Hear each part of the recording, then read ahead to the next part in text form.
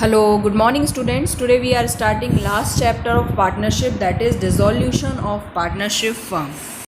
Meaning of dissolution of partnership firm. Dissolution of partnership means change in relationship among the partners but the firm continues. यहाँ बोला गया है dissolution मतलब होता है कि पार्टनरशिप का चेंज होना, पर फर्म अपना बिजनेस कंटिन्यू करेगी. On the other hand dissolution of firm means the business of the firm is discontinued. और जब हम डिसोल्यूशन ऑफ फर्म की बात करते हैं तो हम उसमें बात करते हैं कि जो हमारी फर्म है पूरी, जो बिजनेस है वो पूरा डिसकंटिन्यूड होगा. Closed and the firm is wound up, dissolved. As a result economic relationship among the partners come to an end. तो उसके कारण जब डिसोल्यूशन ऑफ फर्म होगा तो जब फर्म डिसकंटिन्यू हो रही है तो पार्टनरशिप भी खत्म होगी. पर जब डिसोल्यूशन ऑफ पार्टनरशिप होगा तो पार्टनरशिप तो खत्म होगी पर फर्म अपना बिजनेस कंटिन्यू करेगी. According to section 39 of Indian partnership act 1932, dissolution of firms means dissolution of partnership among all the partners in the firm. In such an event all the asset of the firms are realised. अब जब dissolution of firm हो रहा है तो सारी asset और liabilities का क्या करें. तो जो एसेट होंगी उनको सेल कर देंगे. सेल करने से जो पैसा आएगा उनका पेमेंट हम लाइबिलिटीज़ के लिए कर देंगे. मतलब लाइबिलिटीज़ का पेमेंट सेल ऑफ एसेट से ही होगा. All the asset are of the firm are realised, sold and liabilities are paid. The balance if any is paid to the partners in settlement of their account. अब asset sale करके जो पैसा आया उनसे liability का payment किया, उसके बाद भी अगर कुछ मनी बचता है तो वो पैसा किसको ट्रांसफ़र कर दिया जाएगा, पार्टनर्स को कर दिया जाएगा. If there is a shortfall in meeting the outside liability it is met by the partners from their private asset. अब मान लीजिए एसेट कम में सेल होती हैं और लाइबिलिटीज़ बहुत ज़्यादा हैं, तो फिर कैसे पेमेंट करें लाइबिलिटीज़ का. तो जो पार्टनर्स होते हैं वो अपनी प्राइवेट एसेट के थ्रू उनका पेमेंट करेंगे. अब यहाँ डिफरेंस दिया हुआ है, एक टेबल दी हुई है. What is the difference between dissolution of firm and dissolution of partnership. तो इसके यहाँ 7 पॉइंट्स दिए हुए हैं. इनमें से कोई एक पॉइंट बोर्ड में अक्सर आ जाता है 1 मार्क्स के क्वेश्चन में. फर्स्ट इन्होंने मीनिंग दिया हुआ है, dissolution of firm means closure of the firm and end of the business relationship among all the partner. And dissolution of partnership means change in business relationship among the partner. The firm continues its business. ये तो meaning हुआ. Second point important है, court intervention. जब dissolution of firm होता है it can either voluntary by the partner और compulsory by the order of court. अगर dissolution of firm की बात करते हैं तो या तो पार्टनर्स चाहें तब फर्म डिसॉल्व हो सकती है, या कोर्ट वॉलेंट्री कर दे उस चीज़ को, मतलब कोर्ट कंपलसरी कर दे उस चीज़ को, तब फर्म का डिसोल्यूशन कंपलसरी हो जाता है. नेक्स्ट है डिसोल्यूशन ऑफ पार्टनरशिप. तो इट इज़ वॉलेंट्री. पार्टनरशिप बंद होनी है या नहीं होनी है तो ये वॉलेंट्री है totally. Next is business continuation. When we are talking about dissolution of firm, business of the firm comes to an end. और जब डिसोल्यूशन ऑफ पार्टनरशिप की बात करते हैं तो business of the firm continues. Closure of books of account. Dissolution of firm में books close हो जाएंगी. डिसोल्यूशन ऑफ पार्टनरशिप में books of the accounts of the firm needs not to be close. ऐसे ही यहाँ पॉइंट दिए हुए हैं, asset and liabilities, economic relationship and effect. तो आप इन पॉइंट्स को पढ़ सकते हैं. इस टेबल को ज़रूर तैयार करिएगा. ये बोर्ड में इसका 1 मार्क्स में क्वेश्चन 1 पॉइंट पूछा जा सकता है. Next topic is modes of dissolution of firm. The modes by which the firm can be dissolve. किन किन तरीक़ों से फर्म डिसॉल्व हो सकती है. First is by mutual agreement. A firm may be dissolve when all the partners agrees for its dissolution. Second, compulsory dissolution. A firm may be compulsory dissolve. Compulsory कब कब dissolve होगी, when all the partners except one become insolvent and when the business of the firm becomes unlawful. Third case दिया है by no. In case partnership is at will, the firm may be dissolved by any partners giving notice in writing to all the other partners of his intention to dissolve the firm. अगर कोई partner notice दे दे कि वो firm से अलग होना चाहता है या डिसोल्यूशन चाहता है तो फिर ऐसा डिसोल्यूशन होगा. Next, on the happening of an event. अगर ये इवेंट्स हो जाते हैं तब डिसोल्यूशन होगा. If partnership deed provide so on expiry of the term for which firm was constituted, on completion of the venture. जिस चीज़ के लिए पार्टनरशिप हुई है वो वेंचर कंप्लीट हो जाए. on the death of a partner, on the adjudications of the partners as a insolvent. Next है fifth point, dissolution by court. Court may pass order for the dissolution of the firm when a partner becomes person of an unsound mind, a partners become permanently incapable of performing the duties, a partner is found to be guilty of misconduct, a partnership agreement is breached persistently by a partner or partners, Court find dissolution of the firm justified when the business of the firm cannot carried and accept at a loss. इन सब conditions में firm का dissolution होगा.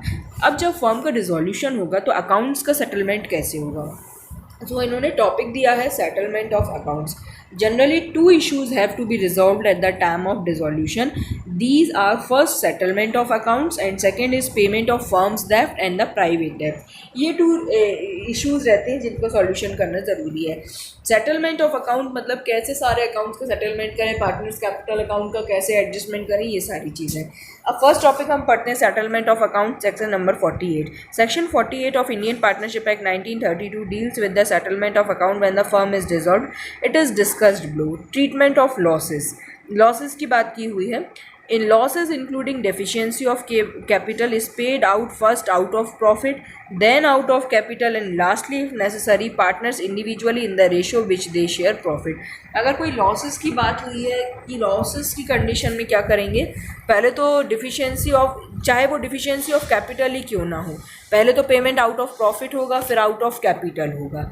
और next यहाँ पे दिया है application of assets of the firm including amount contributed by the partners to make up deficiencies of capital are applied in the following order. जो एसेट्स हैं उनका कैसे यूज़ करना है. In paying firm's debt to the third party, पहले firm की डेप्थ का पेमेंट होगा थर्ड पार्टी के लिए. फिर in paying of each partners rateably what is due to him on account of loan and advance. सबसे पहले तो बाहर जो एसेट सेल होगी पैसा आएगा तो सबसे पहले थर्ड पार्टी का पेमेंट होगा. उसके बाद अगर किसी पार्टनर ने फर्म को लोन दिया था तो उस लोन का रीपेमेंट होगा. Third point, in paying of each partner rateably what is due to him on account of capital, फिर उनके कैपिटल बैलेंसेस का पेमेंट होगा. And the residue if any distributed among the partners in their profit sharing ratio. अब इसके बाद भी अगर कुछ बचता है तो पार्टनर्स के प्रॉफिट शेयरिंग रेशियो में डिस्ट्रीब्यूट हो जाएगा पार्टनर्स के अकाउंट में. सेटलमेंट ऑफ अकाउंट के बाद जो नेक्स्ट टॉपिक है वो है payment of firms dept and private डेप्ट. अब जो ये डेप्ट होती हैं वो टू टाइप्स की होती हैं. एक होती है प्राइवेट डेप्ट, एक होती है firms dept. Dept which the firm ओज to outsider are known as firms dept, where as the dept which a partner ओज in his personal capacity are known as private dept. Partner की खुद की private depth या अपनी personal capacity पे उनने कुछ पैसा किसी से लिया है तो वो उनकी प्राइवेट डेप्थ है. और फर्म डेप्थ मतलब फर्म ने जो आउटसाइडर से पैसा उधार लिया है वो फर्म का डेप्थ है. Following provisions apply in case of firms depth and partners private depth. Firms property is applied first towards payment of firms depth. जो भी फर्म की एसेट होगी उनसे पहले फर्म की डेप्थ का पेमेंट होगा. उसके अगर कुछ बचता है पार्टनर, उसके बाद कुछ बचता है तो फिर वो पार्टनर की प्राइवेट डेप्थ का उससे पेमेंट हो सकता है. Next, private property of each partner is applied towards first the payment of private depth. पर अगर पार्टनर्स की प्राइवेट प्रॉपर्टी की बात करें तो उसका यूज़ पहले वो अपनी प्राइवेट डेप्थ को चुकाने के लिए करेंगे. अगर उसके बाद कुछ पैसा बचेगा फिर वो अपनी फर्म की डेप्थ के पेमेंट के लिए उस पैसे का यूज़ कर सकते हैं. यहाँ टेबल दी है difference between firms depth and the private depth. मैं पढ़ रही हूँ वो टेबल. फर्स्ट मीनिंग दिया हुआ है. फर्म्स डेप्थ क्या होता है. Firm depth means the depth odd by the firm to the outsider. और प्राइवेट डेप्थ क्या होता है. Which is borne by the और which is odd bye the partner on to in his personal capacity to any other person. Liability, firm depth की बात करें तो सारे पार्टनर ज्वाइंटली लायबल होंगे, पर प्राइवेट डेप्थ की बात करें तो जो प्राइवेट पर्सन जो कंसर्न पार्टनर होगा वही लायबल होगा. नेक्स्ट है application of firms property. Firm depth की बात करेंगे तो पहले firms property is applied for the settling of firms depth. और प्राइवेट डेप्थ की बात करेंगे तो share of concerned partner in excess of firms property over firms depth can be applied for the private depth. Application of private property, तो firms depth में ये रहेगा access of partners private property over his private depth can be applied on for firms depth. Access of private property मतलब होता है कि पहले वो अपनी प्राइवेट डेप्थ प्रॉपर्टी से प्राइवेट डेप्थ का पेमेंट करेगा, उसके बाद अगर पैसा बचेगा तो फिर वो फर्म्स डेप्थ के लिए उसका यूज़ करेगा. प्राइवेट डेप्थ में दिया गया है private property is applied first for the private depth then towards the firms liability. Next, अब जो मेन कॉन्सेप्ट है accounting treatment on dissolution of firm. जब फर्म डिसॉल्व होती है तो कौन से अकाउंट प्रिपेयर होते हैं, क्या अकाउंटिंग ट्रीटमेंट है. We had earlier discuss that when the firm is dissolved assets are realised and liabilities are paid. If there is any balance then distributed among the partner. सबसे पहले asset को cell करेंगे, जो पैसा आएगा उससे liabilities का पेमेंट करेंगे, और फिर अगर कुछ पैसा बचता है तो हम पार्टनर्स को डिस्ट्रीब्यूट कर देते हैं। ये हम पहले पढ़ चुके हैं। But in case of deficiency, अगर पैसा कम पड़ जाए, shortfall is meet by the partners, partner फिर पैसा लेके आएंगे। It means on dissolution the books of the firm will have to be close, क्योंकि अब फर्म बंद हो रही है, फर्म का डिसोल्यूशन हो रहा है, तो सारे अकाउंट्स अब क्लोज हो जाएंगे। अब बैलेंस शीट नहीं बनेगी, जो हम बैलेंस शीट बनाते थे ना, न्यू फर्म की बैलेंस शीट रिटायरमेंट के बाद, एडमिशन के बाद, तो अब बैलेंस शीट नहीं बनेगी। अब तो फर्म खत्म हो रही है, डिसॉल्व हो रही है, तो बैंक अकाउंट से ये खत्म हो जाएगा। मतलब लास्ट अकाउंट इसमें क्या बनेगा? Bank account. Dissolution process starts by preparing the following accounts in the firms book. ये 4 अकाउंट्स पढ़ने हैं पूरे चैप्टर में। First is realisation account, second it's partners loan account, third is partners capital account and next is bank और cash account. जो second वाला account है partners loan account, ये तभी बनेगा जब कोई पार्टनर फर्म को लोन देगा और फर्म को उस पार्टनर का लोन रीपे करना पड़ेगा, अदरवाइज ये अकाउंट नहीं बनेगा। रिवैल्यूएशन अकाउंट अभी तक आपने सीखा है। रिवैल्यूएशन अकाउंट हम बनाते थे, एसेट एंड लायबिलिटीज़ की पोजीशन चेंज होती थी उसको रिकॉर्ड करने के लिए। रियलाइजेशन अकाउंट रियलाइज्ड वैल्यू को रिकॉर्ड करने के लिए बनाया जाता है। एसेट और लायबिलिटीज़ का, जो एसेट का रियलाइजेशन होगा उसकी रिकॉर्डिंग इसमें होगी, लायबिलिटीज़ का जो पेमेंट होगा इसकी रिकॉर्डिंग हम इसमें करेंगे। तो उसके बाद पार्टनर्स का कैपिटल अकाउंट, फिर बनेगा बैंक और कैश अकाउंट। जैसे आपकी बैलेंस शीट का टोटल इक्वल आता था, वैसे ही यहाँ बैंक और कैश अकाउंट का टोटल इक्वल आएगा और अकाउंट क्लोज हो जाएंगे, पार्टनरशिप क्लोज हो जाएगी। अब यहाँ पे फर्स्ट अकाउंट बताया है इन्होंने, realisation account. Realisation account is prepared on the dissolution of firm. The object of preparing this account is to close the books of accounts of the dissolved fund, so determine the profit on loss on the realization of asset and payment of liabilities। कैसे realisation, जैसे आपका revaluation का format था ना, partners particulars amount, debit side credit side, बिल्कुल वही format रहेगा।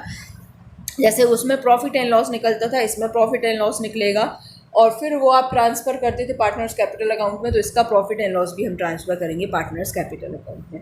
अब इन्होंने बताया है इसको प्रिपेयर कैसे करना है, तो इन्होंने बोला transferring all asset except fictitious asset. जितनी भी एसेट होती हैं वो सारी इसमें ट्रांसफ़र की जाती हैं। पहले लायबिलिटीज़ ट्रांसफ़र की जाती हैं, फिर एसेट का सेलिंग की जाती है, फिर लायबिलिटीज़ का पेमेंट किया जाता है। अगर कुछ बचता है तो वो पार्टनर्स कैपिटल अकाउंट में ट्रांसफ़र किया जाता है। अब ये सारी प्रोसेस जो करता है उसके कुछ एक्सपेंसेस भी हैं, मतलब कुछ डिसोल्यूशन के एक्सपेंसेस भी आते हैं, वो भी इसी अकाउंट में रिकॉर्ड किए जाते हैं। जो रिजोल्यूशन एक्सपेंस के नाम से आपको क्वेश्चन में दिए रहेंगे वो भी हम इसी अकाउंट में रिकॉर्ड करेंगे। अब मैं आपको बताती हूँ इसका फॉर्मेट, और इस फॉर्मेट को मैं एक्सप्लेन करती हूँ कि कैसे प्रिपेयर करना है आपको realisation account. Now here is the specimen of realisation account. इसको ऐसे समझिए, डेबिट साइड जितनी भी एसेट दी हैं, land and building, plant and machinery, furniture, stock, debtors, goodwill, investment, यहाँ तक ये वो एसेट है जो ट्रांसफ़र हुई हैं। देखिए क्वेश्चन में आपको क्या दिया रहेगा, बैलेंस शीट दी रहेगी, बैलेंस शीट में liabilities amount, asset amount, asset आपके राइट हैंड साइड दी रहेंगी और लायबिलिटीज़ क्रेडिट हैंड साइड दी रहेंगी। तो रियलाइजेशन में अगर रियलाइजेशन अकाउंट जब आप बनाएंगे तो जो एसेट होंगी वो सारी लेफ़्ट हैंड साइड ट्रांसफ़र होंगी और जितनी भी लायबिलिटीज़ होंगी वो सब राइट हैंड साइड ट्रांसफ़र होंगी।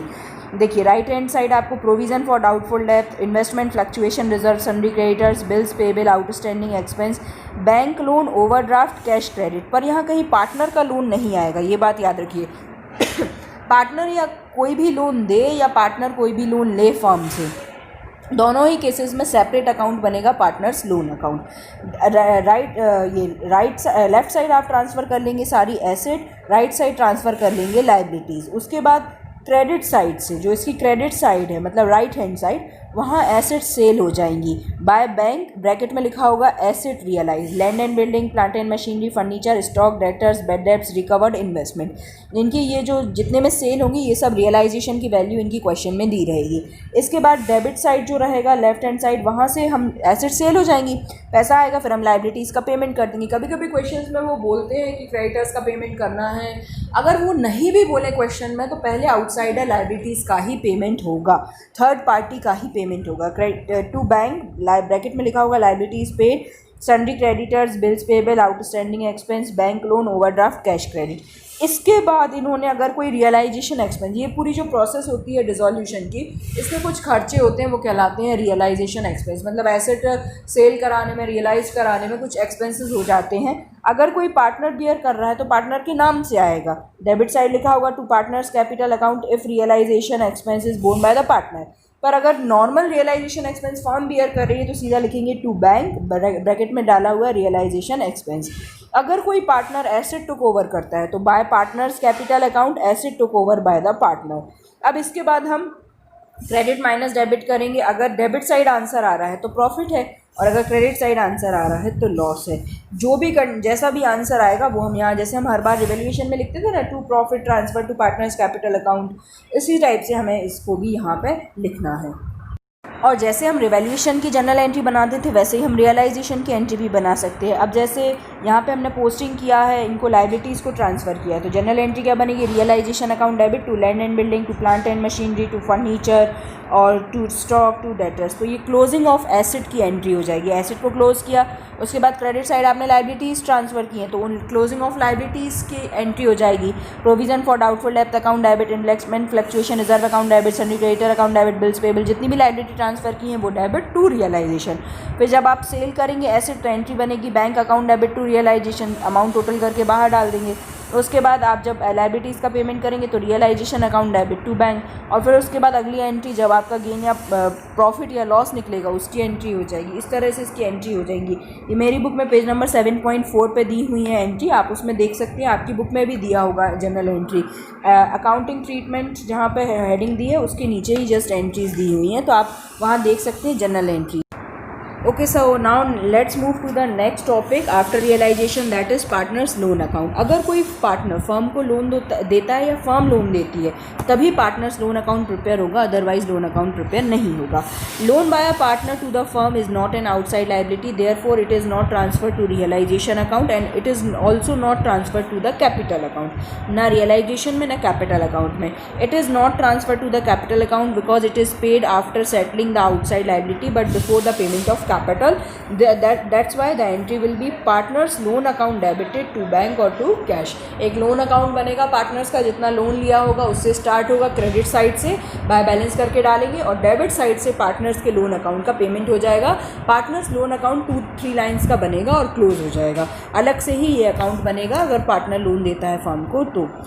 अब नेक्स्ट इसमें दिया है जो थर्ड अकाउंट बनेगा वो पार्टनर्स का कैपिटल अकाउंट। आपको याद होगा लास्ट चैप्टर्स में हम लोगों ने बनाए हैं पार्टनर्स कैपिटल अकाउंट, उसी तरह से ये बनेंगे।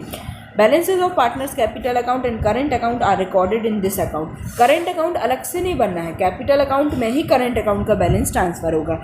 If the partner have taken firms assets then these are debited to the partners capital account at the value of at the agreed value of payment against the capital. If the partner have taken over liabilities of the firm, the amount of the liabilities are credited to the capital account on the transfer of balance of current account. अब कभी कभी आपको क्या रहेगा, fix method की वजह से current account के बैलेंसेस भी दिए रहेंगे, तो उनके लिए यहाँ पे इन्होंने जनरल एंट्री बताई है। अगर करंट अकाउंट का डेबिट बैलेंस दिया हुआ है तो एंट्री बनेगी partners capital account debited to partners current account, और in the case of credit balance in the current account और करेंट अकाउंट का क्रेडिट बैलेंस है तो एंट्री बनेगी partners current account debited to partners capital account. ये इनके अगर credit balance है तो पार्टनर्स कैपिटल में क्रेडिट साइड ट्रांसफर होगा, और अगर डेबिट बैलेंस है तो पार्टनर्स कैपिटल अकाउंट में डेबिट साइड ट्रांसफर होगा। और जैसा पार्टनर्स कैपिटल अकाउंट आप बनाते थे, रिवैल्यूएशन का प्रॉफिट ट्रांसफर करते थे, यहाँ रियलाइजेशन का प्रॉफिट एंड लॉस ट्रांसफर करेंगे। अनडिस्ट्रीब्यूटेड प्रॉफिट या लॉसेज है तो उनको डिस्ट्रीब्यूट करेंगे। जैसा बनाते थे पार्टनर्स कैपिटल अकाउंट बिल्कुल वैसा ही बनाना है। अब जैसे आप पार्टनर्स कैपिटल अकाउंट फाइनलाइज करते थे वैसे ही करेंगे। आपको याद होगा लास्ट चैप्टर्स में हम क्या करते थे, टू बैलेंस निकाल के जो बैलेंस न्यू फर्म की कैपिटल का जो बैलेंस निकलता था वो हम बैलेंस कैरी डाउन करके न्यू बैलेंस शीट में ट्रांसफ़र कर देते थे। पर अब हम लोग क्या करेंगे, जो डेबिट साइड आंसर निकलेगा ना उसको पेमेंट के फॉर्म में पार्टनर्स को पे करेंगे, तो टू कैश लिखेंगे। और अगर क्रेडिट साइड आंसर निकलेगा इसका मतलब पार्टनर उतना पैसा ब्रिंग करेंगे, तो बाय कैश करके उसको हम पोस्ट करेंगे। इसके बाद जो लास्ट अकाउंट बनेगा वो बनेगा कैश अकाउंट और bank account. On the debit side of this account entries for opening balance, debit side से शुरू होगा ये account, debit side opening balance से अमाउंट ये अकाउंट शुरू होगा। अमाउंट जो भी रिसीव हुई है वो सब आप डेबिट साइड शो करेंगे, और जो क्रेडिट साइड है जहाँ से जो भी आपने पेमेंट किया, लाइबिलिटीज़ का पेमेंट, पार्टनर्स का पेमेंट, एक्सपेंस का पेमेंट, वो सब आप क्रेडिट साइड शो करेंगे.